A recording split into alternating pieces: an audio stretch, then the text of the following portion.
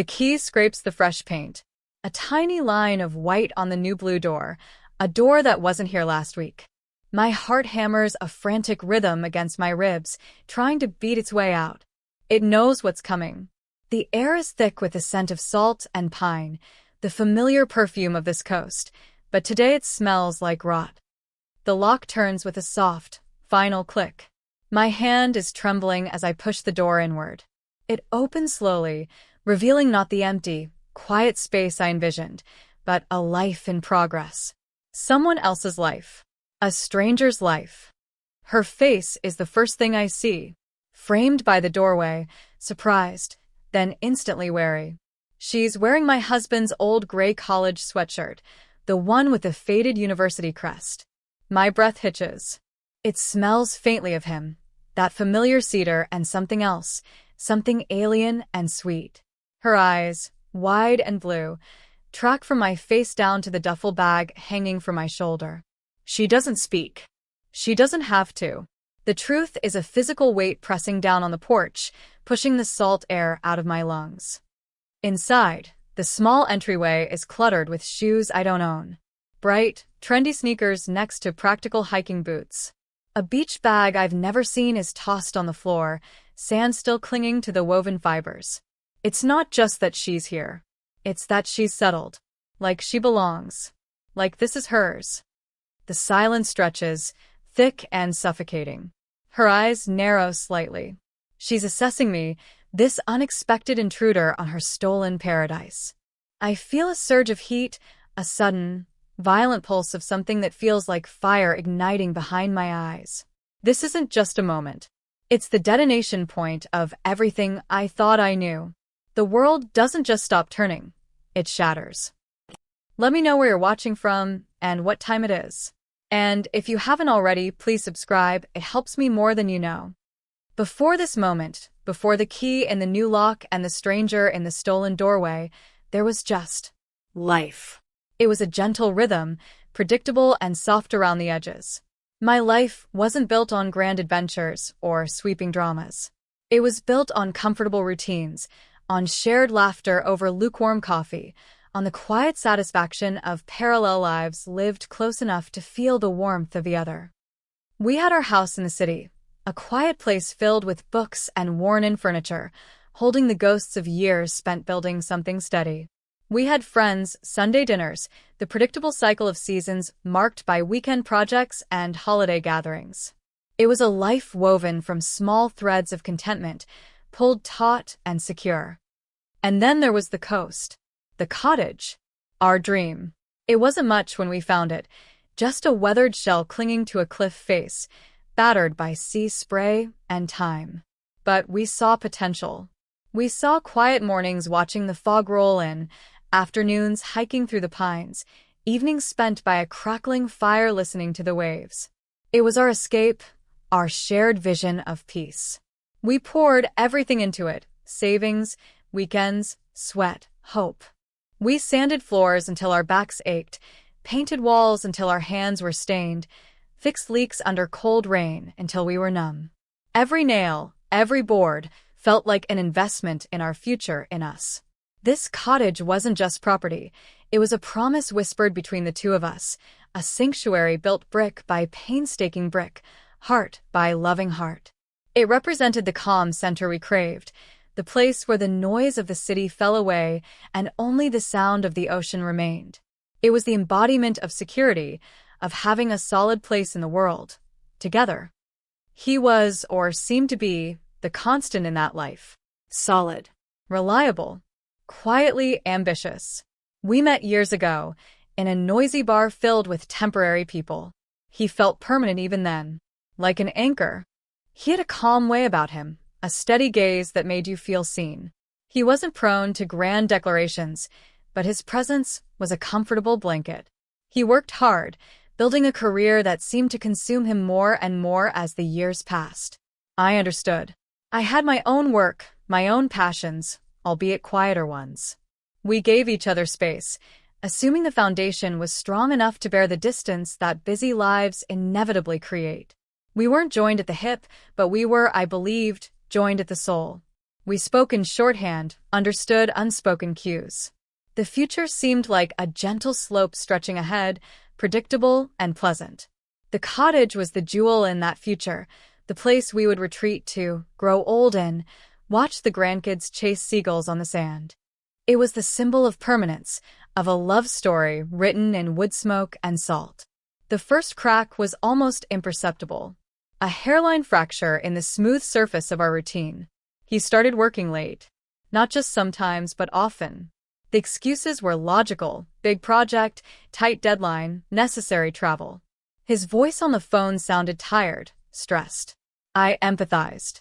I encouraged him to rest, brought him tea, when he finally stumbled in, hours after I'd gone to bed. The house felt bigger, quieter without his presence, but I told myself this was temporary. The price of success. The nature of his demanding job. Then came the phone calls. He'd take them in another room, his voice low. If I entered, he'd quickly end the call or change the subject, a flicker of something I couldn't quite place in his eyes. Evasion? Guilt? I dismissed it. Business calls, I reasoned. Confidential. His travel increased. Short trips at first, a day here, 2 days there. Then longer ones. He'd forget things, a tie he needed, a report he mentioned. Small, unlike him. He was meticulous. He'd leave his phone face down on the counter, something he never used to do. A tiny, nagging voice started in the back of my mind, a whisper of unease I tried desperately to ignore. It was easier to attribute it to stress, to overwork, to the pressure he was under. The thought of anything else felt like a betrayal of the life we had built, the trust that was our bedrock. I remember finding a receipt in his jacket pocket. It was for dinner at a restaurant I didn't recognize, in a town hours away.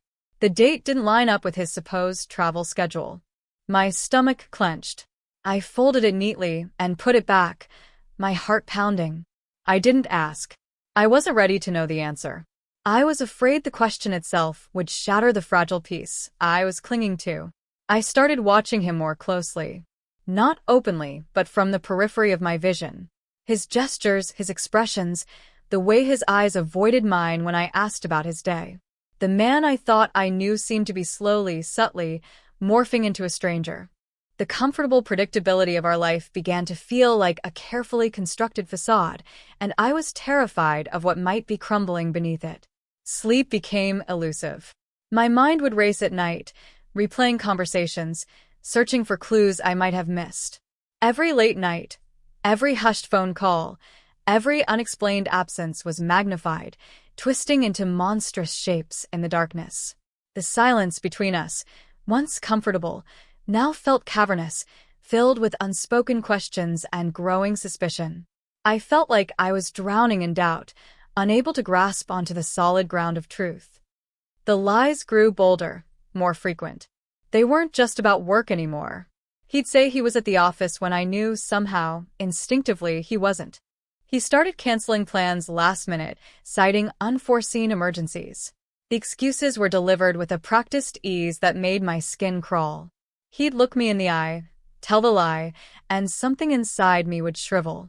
The man who had been my anchor now felt like a ghost, his presence thin and unreliable. I started checking things. Small things at first. His calendar, left open on his desk. He'd scribbled notes, initials I didn't recognize. His phone bill, a long list of calls to a number I didn't know late at night, on days he was supposedly working late. Each discovery was a small, sharp shard of glass piercing the illusion. The physical symptoms started, a constant knot in my stomach, a tremor in my hands, a dull ache behind my eyes that never went away. I felt like I was living outside my body, watching a slow-motion train wreck, unable to scream or stop it. The cottage became a focal point of the lies. He'd suggest a weekend trip, then cancel citing work. He'd talk about plans for renovations, future visits, his voice lacking the genuine enthusiasm he used to have when talking about our shared dream. It felt like he was play-acting, going through the motions of a life he was already detaching from. The place that was our symbol of security started to feel tainted, a place where his lies landed with a heavy thud. I avoided going there alone. The The silence of it amplified my fears, the empty rooms echoing with the possibility of what he might be doing elsewhere. I tried to talk to him, tentatively at first. "Is everything okay? You seem stressed." His answers were always dismissive. "Just work, nothing you need to worry about." His eyes would glaze over, his body language stiffening.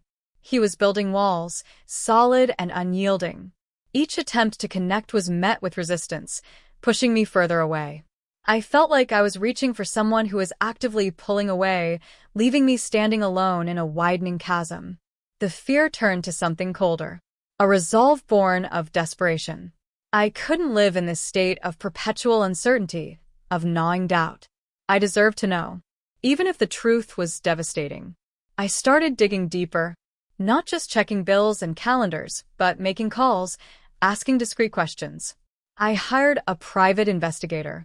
It felt like stepping into a different life, a life I'd only seen in movies. Handing over a check, explaining my suspicions in hushed tones in a sterile office. It felt surreal, like it wasn't happening to me. But the knot in my stomach tightened further. I was past the point of hoping for a simple explanation. I was bracing myself for the worst. The investigator was efficient, quiet. His reports arrived in unmarked envelopes. Dry, factual summaries of movements, timings, sightings. The first report confirmed the dinner receipt location, placing him there on the date in question, accompanied by a woman. The description was vague, blonde, average height. It could have been anyone, but the accompanying photos weren't vague. Grainy, taken from a distance but undeniably him. And a woman. Her face wasn't perfectly clear, but the curve of her smile, the way she tilted her head back when she laughed. Something about her seemed familiar, distantly. Subsequent reports added detail. More dinners, lunches, coffee dates. Always with the same woman. She had a name now. Sarah. The reports listed addresses, places she frequented. A knot of dread tightened in my chest with each update. This wasn't a one-time mistake. This was a pattern. A relationship. Then came the report that stopped my world. A series of dates and times linked to a specific address. Our cottage. The investigator had noted his car parked outside, Sarah's car there as well. Stays overnight. Multiple times. Weekends when he had told me he was on a business trip or catching up on work at the office. Reading those words felt like being punched in the gut. It wasn't just the affair. It was the location. Our sanctuary. Our dream. The place we built together, piece by piece, held sacred in my mind. He wasn't just betraying our vows. He was defiling our most cherished space. He was bringing his deception into the heart of our shared history, wiping his feet on the welcome mat of our future. The pictures that came with that report were clearer, taken from a vantage point across the cove. Him and her, on the porch swing we'd hung together. Her, laughing, leaning against the railing he'd painstakingly repaired. Them, walking hand in hand down the path to the beach. The intimacy of the setting, the casual ease of their presence in our place, was a level of cruelty I hadn't anticipated. It wasn't just a betrayal, it felt like a violation. Like they had broken into my soul and vandalized the most beautiful room. The anger came then, hot and searing, burning away the fear and the doubt. It was a purifying fire, leaving behind a hard, cold core of determination. I wasn't just hurt anymore. I was furious. And I was starting to think, with chilling clarity, about what came next. Everything fell apart, or rather, the illusion of everything holding together finally shattered. The discovery wasn't just emotional, it was a practical crisis. Our finances were intertwined. The cottage, while our shared dream, was legally complicated. We had bought it together, but the down payment had come from my inheritance, money specifically left to me by my grandmother, with instructions to use it for something that brought me joy and security. We had used the rest of our joint savings for renovations. His salary, higher than mine, covered most of the mortgage payments, but the initial capital was mine. When I confronted him, armed with the investigator's report, he didn't deny it. Not really. He fumbled for a moment, then the mask dropped. He became cold, defensive. He talked about being unhappy, about falling out of love, about Sarah understanding him in a way I didn't. It was a torrent of self-serving excuses, a desperate attempt to reframe his betrayal as an unfortunate consequence of our incompatible lives. He didn't show remorse, not for the affair, not for the lies, and certainly not for using the cottage. He acted like it was inevitable, a natural progression. The lack of guilt was perhaps the most shocking part. It was like he had already moved on, mentally and emotionally, while I was still reeling from the initial blow. He demanded a divorce. Immediately. He wanted to keep the city house, offering me a small settlement, a fraction of what I was entitled to. He waved away my claims on the cottage, saying it was a joint asset and we'd figure it out later. He was dismissive, entitled, acting as if I was being unreasonable for being upset that he had built a second life, with another woman, in our shared sanctuary. The emotional fallout was a physical pain. I lost weight I couldn't afford to lose. Sleep was non-existent. I walked around in a daze, the world feeling muted and unreal. Friends tried to help, offering comfort, but their words felt distant, unable to penetrate the thick fog of my despair. I felt utterly alone, adrift in a sea of betrayal and uncertainty.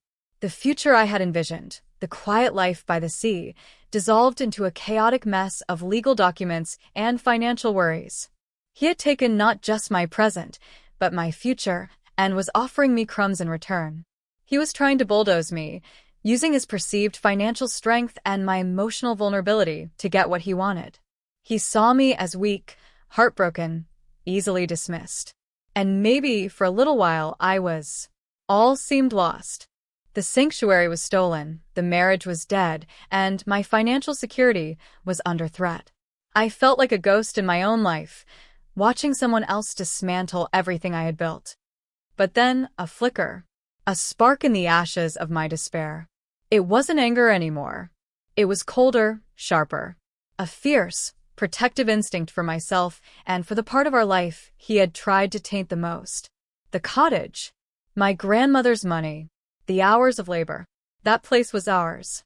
And he had invited his mistress to live in it. The sheer audacity of it, the casual cruelty, finally ignited something unbreakable inside me. I looked at the photos again. Her, comfortable on the porch swing.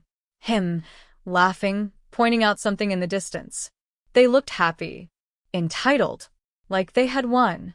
The thought of them living there, breathing the salt air, waking up to the sound of the waves in the place that held so many of my genuine memories, was unbearable.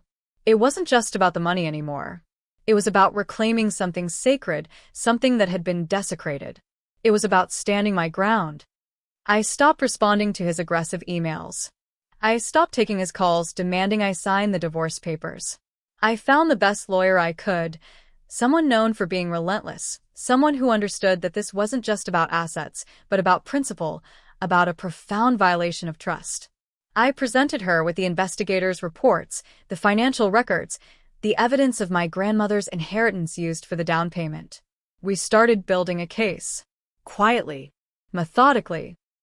I spent hours researching property law, divorce precedents, financial strategies. I learned about trusts, deeds, separate versus marital property. My mind, once consumed by heartache, became a machine, cold and calculating. Every piece of information was a potential weapon. Every late night was spent not weeping but planning. I learned that because the significant initial investment came from my documented inheritance, and because I could prove his deliberate concealment and use of the property for the affair, I had a strong claim, not just for my investment back, but potentially for a larger share or even full ownership depending on how aggressive we wanted to be. The turning point wasn't a single dramatic moment. It was a slow, steady hardening of my resolve. It was the realization that I didn't just want out of the marriage. I wanted to reclaim my dignity and make sure he didn't get to walk away from the wreckage he created unscathed, especially not with my sanctuary. I decided I wouldn't just survive this. I would use it. I would turn his arrogance and his betrayal into his undoing. He thought he had blindsided me. He thought I was the weeping wife who would fold under pressure. He had no idea that I was building a fortress, brick by silent brick, right under his nose. I stopped feeling like a victim and started feeling like a general, mapping out a battlefield, preparing for war. The fear was still there, a low hum beneath the surface, but it was overshadowed by a fierce, almost exhilarating sense of purpose. I was going to fight, and I was going to win. The drive to the cottage felt like traveling through a dream. The familiar coastal highway, the wind whipping around the car, the smell of the ocean growing stronger with each mile. But everything felt different, sharper, more vivid. I wasn't the heartbroken wife seeking solace. I was an executor of justice. The key in my hand, the original key he hadn't bothered to take back, felt heavy, significant. I had gone to the local locksmith in the nearest town the day before. A quiet conversation, a quick change of the cylinder. He didn't ask questions, just did the job. I paid cash. I also made a stop at the post office, redirecting the mail. And a final visit to the county clerk's office with my lawyer, filing the necessary paperwork, legally severing his access, solidifying my claim. It was all done silently, efficiently, below his radar. He was still operating under the assumption that I was waiting for him to dictate terms. Parking the car down the road, out of sight, felt theatrical, but necessary. I walked up the familiar gravel path, the crunch under my feet loud in the stillness. The blue door was new, a small detail, but it screamed of his arrogance. He was already making it theirs. My hand didn't shake this time as I inserted the new key. The click was soft, final. I pushed the door open. The surprise on her face in the entryway was instantaneous, followed by that wary assessment. She still had his sweatshirt on. The detritus of their shared life was scattered around. Shoes, beach bags, a novel I didn't own on the small table by the door. It felt like stepping into an alternate, twisted reality. My eyes swept past her into the living room. Her things were everywhere. A scarf draped over the back of our sofa. A book face down on our coffee table. Pictures propped up on the mantelpiece. Pictures of them. My breath caught. Not just pictures of her or him, but pictures of them together, here in my house. Laughter lines around their eyes, arms around each other, looking utterly at home. That was the final, deliberate twist of the knife. He wasn't just having an affair. He was actively erasing me from the narrative of this place, replacing me with her. The fire that had been smoldering inside me flared, cold and pure. I didn't scream. I didn't cry. I felt a chilling calm descend. I took a deep breath of the salt-scented air that was rightfully mine, and began. I walked slowly through the downstairs. The kitchen, her teacups on the counter, her cereal box in the pantry. The dining room, her placemats on the table. I didn't touch anything. I just observed. Cataloged. She followed me, silent, her eyes wide with a mixture of confusion and growing alarm. "What are you doing?" she finally whispered, her voice small, out of place in the vastness of the room. I turned to face her, my gaze steady. "I'm taking back what's mine," I said. My voice was low, measured, devoid of emotion. It didn't sound like my voice at all. I walked back to the entryway. Her luggage was piled neatly by the stairs. 2 large suitcases, a duffel bag, a beach tote. Packed, ready for a longer stay, no doubt. He had probably told her it was permanent. I grabbed the handle of the first suitcase. It was heavy. "You can't just," she started, moving towards me. "Yes," I interrupted, my voice still quiet, but with an edge of steel. "I can." I dragged the first suitcase to the door, out onto the porch. Then the next. The duffel. The beach bag.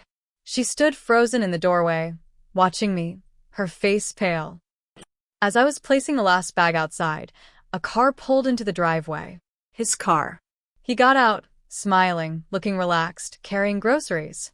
The smile vanished the moment he saw me, saw the bags on the porch, saw her standing pale and stunned in the doorway. "What the hell is going on?" he demanded, his voice loud, breaking the silence. He rushed towards the porch. "She's here," Sarah said, pointing at me, her voice trembling. He stopped dead, staring at me. His eyes, usually so controlled, were wide with shock.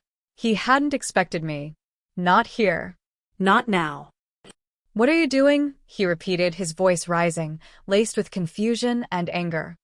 I stepped back from the door, leaving it wide open, the stacked luggage clearly visible outside. I've changed the locks, I said, my voice still calm. His face contorted. You what? Are you insane? He shoved past Sarah, reaching for the doorknob. He tried to turn it. It didn't budge. He rattled it, then twisted harder. Nothing. His hand dropped. He stared at the door, then at me, his chest heaving. You can't do this, he roared, his face turning red. This is my house. I met his gaze, my eyes holding his. No, it's not, I said softly. Not anymore. The twist wasn't just the locks. It was the legal maneuver, the quiet paperwork filed the day before. The cottage wasn't just in both our names anymore. Through a complex legal strategy utilizing my initial investment, proof of his abandonment and misuse of the property, and anticipating his move to push for a quick, unfair divorce, my lawyer had secured an emergency injunction. It wasn't full ownership yet, but it gave me exclusive access and removed his. It complicated any divorce settlement immensely in my favor regarding this specific property.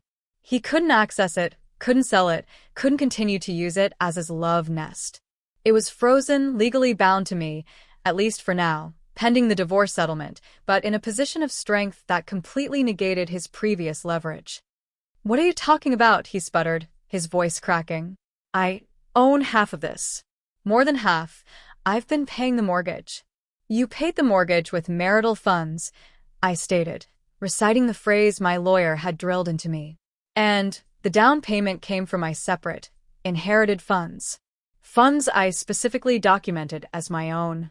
And, I added, my voice gaining a quiet power, I have evidence of your consistent use of this property for non-marital purposes. Specifically, I gestured to Sarah, still standing, shell-shocked, in the doorway, with her.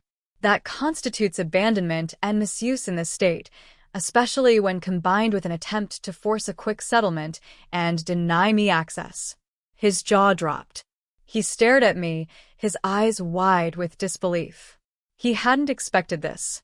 He had expected tears, pleading, maybe anger, but not this cold, calculated dismantling of his plan.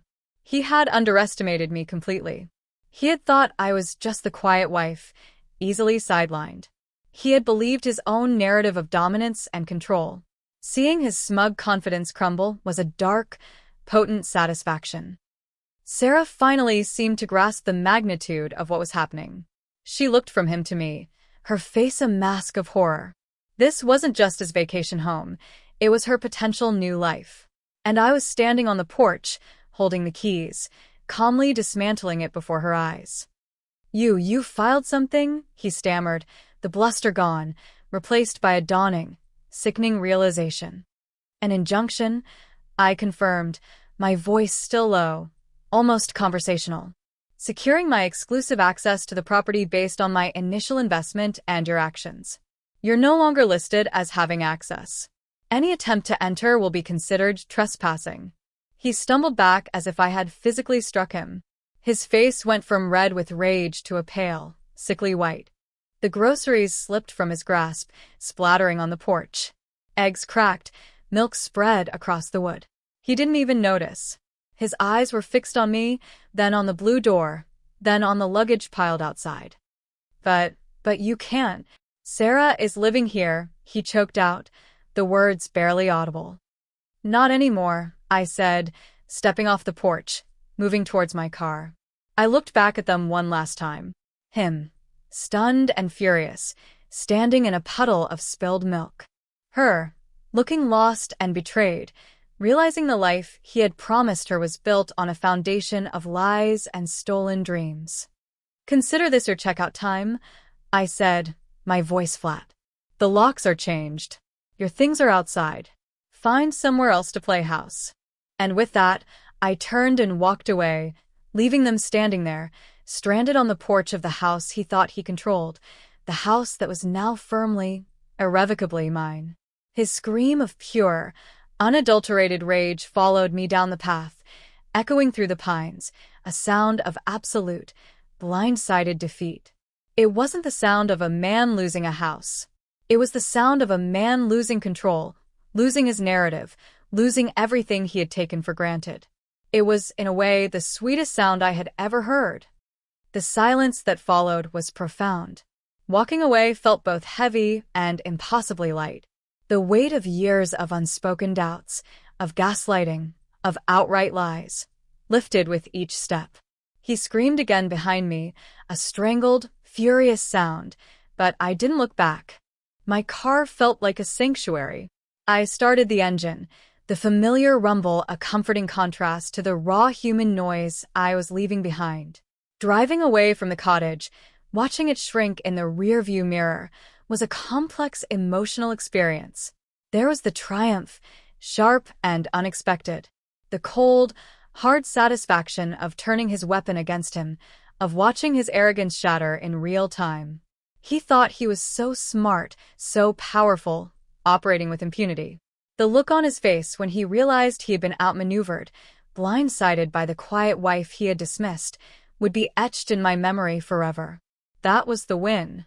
The victory felt complete, not just over him, but over the fear and helplessness he had instilled in me. But beneath the triumph was a deep, aching sadness. The cottage wasn't just a battleground. It was a repository of shared memories, of dreams built together. Watching it recede felt like saying goodbye not just to a place, but to a past life, to the woman I had been, the woman who believed in forever, in shared dreams, in simple contentment. That woman was gone, replaced by this harder, colder version, forged in the fires of betrayal and resilience. The divorce was messy, drawn out, but the injunction regarding the cottage gave me significant leverage. He fought, of course.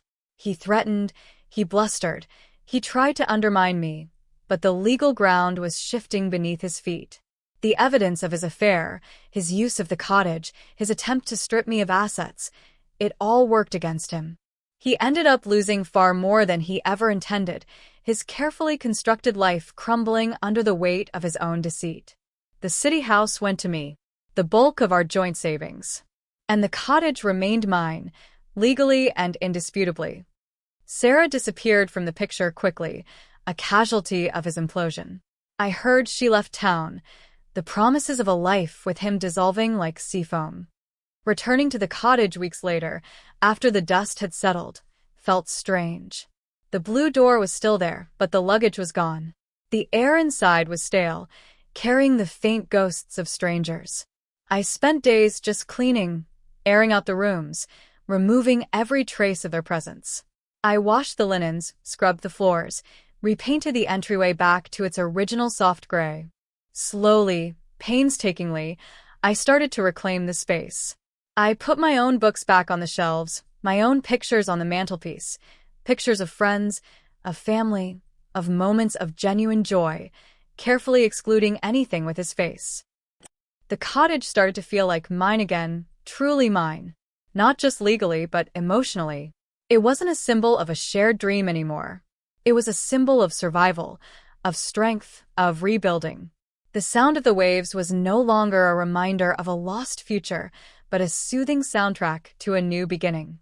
I found a quiet peace there, different from the peace I had envisioned, but real nonetheless. It was the peace of solitude, of self-reliance, of knowing I had faced the worst and not just survived, but emerged stronger. The dry humor sometimes surfaces when I think about that day. The look on his face, standing there in the spilled milk, his grand plan collapsing around him.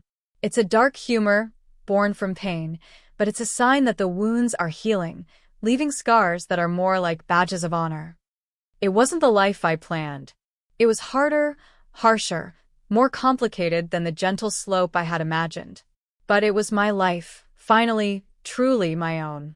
And the cottage, silent and strong by the sea, stands as a monument not to a broken marriage, but to the quiet resilience of a woman who refused to be erased, who found her power in the ruins and built something new, something stronger, from the ground up.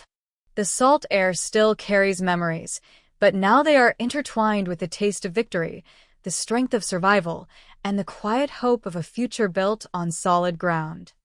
If this story hit close to home, I'd love to hear your version.